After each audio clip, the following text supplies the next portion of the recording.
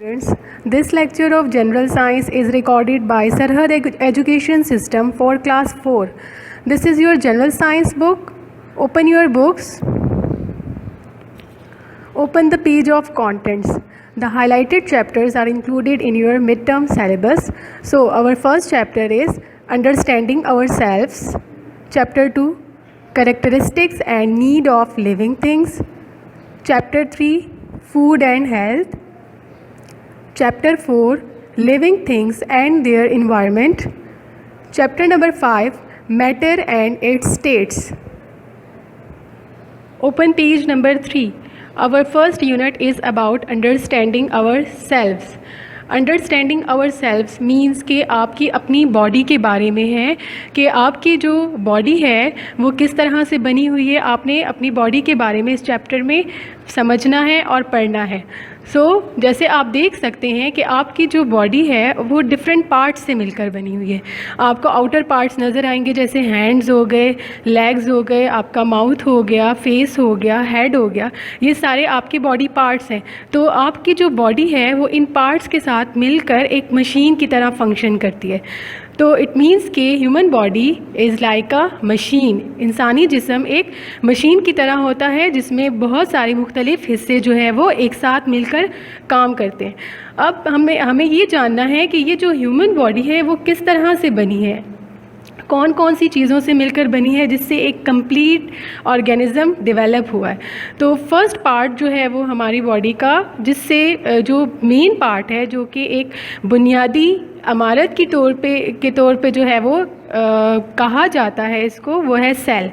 Cell एक ऐसा basic unit है कि जिसके बग़ैर एक कंप्लीट लिविंग ऑर्गेनिज़म डेवलप नहीं हो सकता। जैसे कि एक इमारत बनाने के लिए या बिल्डिंग बनाने के लिए आपको ईंटों की ज़रूरत होती है। तो सबसे पहले आप एक ईंट लगाते हैं, उसके बाद दूसरी ईंट, तो इस तरह करते करते एक कंप्लीट बिल्डिंग आपके पास आती है। तो जो फर्स्ट ईंट होती है, इसी तरह आपकी बॉडी में सेल जो है वो फर्स्ट ईंट या ब्रिक की तरह का काम करता है। इसके बगैर जो है वो आपकी बॉडी नहीं बन सकती। सेकंड जो है पार्ट वो है टिश्यूज़ जो हैं वो जब सिमिलर सेल्स, एक जैसे सेल कंबाइन हो जाते हैं, मिल जाते हैं, तो वो मिलकर क्या बनाते हैं, टिश्यू बनाते हैं। ठीक है, जैसे यहाँ पर शो हुआ है कि ये एक सिंगल पार्ट है। ठीक है, जब एक जैसे सेल्स कंबाइन होंगे तो वो क्या बनाएंगे, टिश्यू बनाएंगे। A particular tissue perform a particular function. एक ख़ास टिश्यू जो है वो एक ख़ास फंक्शन ही कर सकता है। मतलब कि आपकी बॉडी में मुख्तलिफ़ किस्म के टिश्यूज़ होते हैं और हर टिश्यू का अपना ही एक ख़ास स्पेसिफिक फंक्शन होता है। नेक्स्ट है ऑर्गन। इसी तरह टिश्यूज़ जब एसोसिएट होते हैं एक साथ, एक दूसरे के साथ, तो वो मिलकर क्या बनाते हैं, ऑर्गन बनाते हैं, एक अज़ा बनाते हैं। जैसे कि यहाँ पर इन्होंने एग्ज़ाम्पल दी है स्टमक की। स्टमक जिसको हम मैदा कहते हैं वो एक ऑर्गन है और वो सिमिलर टिश्यूज़ से मिलकर बना है। जो मुख्तलिफ़ टिश्यूज़ एक साथ मिलकर काम करते हैं तो वो क्या बनाते हैं, एक ऑर्गन बनाते हैं। ठीक है, next one is organ system. इसी तरह डिफरेंट ऑर्गन्स, अब मुख्तलिफ़ किस्म के ऑर्गन जब कंबाइन होकर एक काम करते हैं तो वो एक पूरा कंप्लीट सिस्टम बनाते हैं जिसको कहते हैं ऑर्गन सिस्टम। जैसे कि आप एग्ज़ाम्पल ले लें डाइजेस्टिव सिस्टम की, निज़ाम हज़म। आप जब फूड खाते हो तो फूड के जो हज़म होने का जो प्रोसेस है वो बहुत कंप्लीट एक प्रोसेस होता है, लेंथी, और उस प्रोसेस में डिफरेंट ऑर्गन्स इन्वॉल्व होते हैं। उन ऑर्गन्स में से अगर एक भी काम करना छोड़ दे तो आपका जो फूड है वो प्रॉपर तरीके से डाइजेस्ट नहीं हो पाएगा। तो इसी तरीके से मुख्तलिफ़ ऑर्गन्स मिलकर जब काम करते हैं तो वो ऑर्गन सिस्टम बनाते हैं। Organ system coordinate to form an organism. इसी तरह जब मुख्तलिफ़ ऑर्गन सिस्टम, आपकी बॉडी में सिर्फ एक ऑर्गन सिस्टम नहीं है बल्कि बहुत सारे ऑर्गन सिस्टम हैं, ये जब मिलकर कोऑर्डिनेशन के साथ एक दूसरे की हेल्प आउट करते हैं और फंक्शन करते हैं प्रॉपर तरीके से, तो एक कंप्लीट बॉडी डेवलप करते हैं, जिसको हम क्या कहते हैं, ऑर्गेनिज्म। जैसे आपकी बॉडी में कौन कौन से ऑर्गन सिस्टम है, एक मैंने आपको अभी बताया है, डाइजेस्टिव सिस्टम। इसी तरह रिस्पायरेटरी सिस्टम, जो सांस लेने का पूरा अमल होता है, वो भी एक प्रॉपर तरीके से आपकी बॉडी में होता है। इसी तरह से रिप्रोडक्टिव सिस्टम, नर्वस सिस्टम, ये डिफरेंट सिस्टम्स हैं आपकी बॉडी में, जो एक साथ मिलकर जब फंक्शन करते हैं तो एक कंप्लीट ऑर्गेनिज्म डेवलप करते हैं। तो इसमें क्या बताया है कि एक सिंगल सेल, जब सिंगल सेल के जो सिमिलर सेल्स होते हैं, जब वो मिल जाएं तो वो क्या बनाते हैं, टिश्यूज़ एक दूसरे के साथ एसोसिएट करें, मिलकर काम करें, तो वो क्या बनाएंगे, ऑर्गन। एंड मुख्तलिफ ऑर्गन, डिफरेंट ऑर्गन जब कंबाइन होते हैं तो वो कंप्लीट सिस्टम बनाते हैं, जिसको हम कहते हैं organ system. And different organ system एक दूसरे की हेल्प आउट करके कंप्लीट ऑर्गेनिज्म डेवलप करते हैं।